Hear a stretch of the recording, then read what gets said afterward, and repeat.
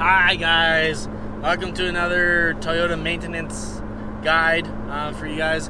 This one's in regards to the radiator coolant. I'm not gonna drag this out or anything. I'm gonna make these as quick and easy as possible. I'm not gonna sugarcoat any of the video. I'm not gonna make this a 20-minute long video just for simple coolant info. Sorry. So, how often should you change your coolant? Well, it's pretty simple actually.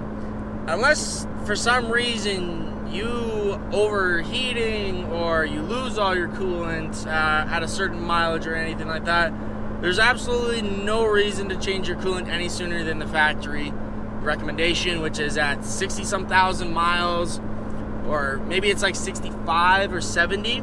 It's actually a little bit more than 100,000 kilometers on mine, because at 100,000 is actually spark plugs. So that's roughly that, but I think it's at like 120,000 kilometers is coolant.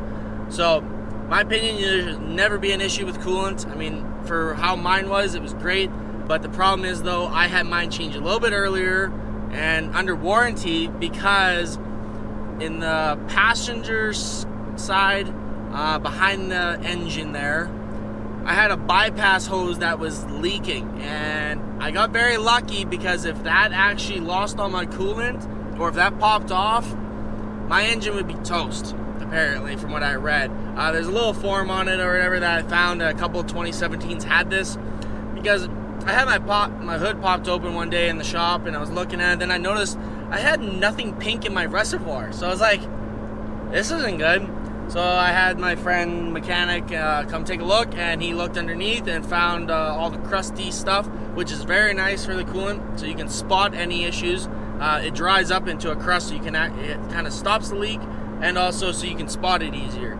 So I had a bypass hose in the back that was leaking, and I guess it was under some vehicles had an issue with it, because when we ordered the part, I think there was like 2 or 3 in BC. So it's not totally uncommon of a part, I guess. So it made sense that I had to get mine replaced. So I had mine done actually a little bit earlier there. So, but otherwise, guys, don't change your coolant unless for some odd reason there's something completely wrong with it.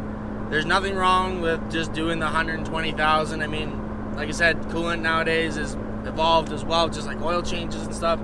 It'll last you a while, but just keep an eye on it. I mean, if your truck starts overheating, or you notice like on your temp gauge that you may have, like me for an ultra gauge, if you notice that your temps are always running higher, maybe look at it getting changed. But I wouldn't even be looking at it at least until 60,000 miles or 100,000 kilometers. So have a good one, guys.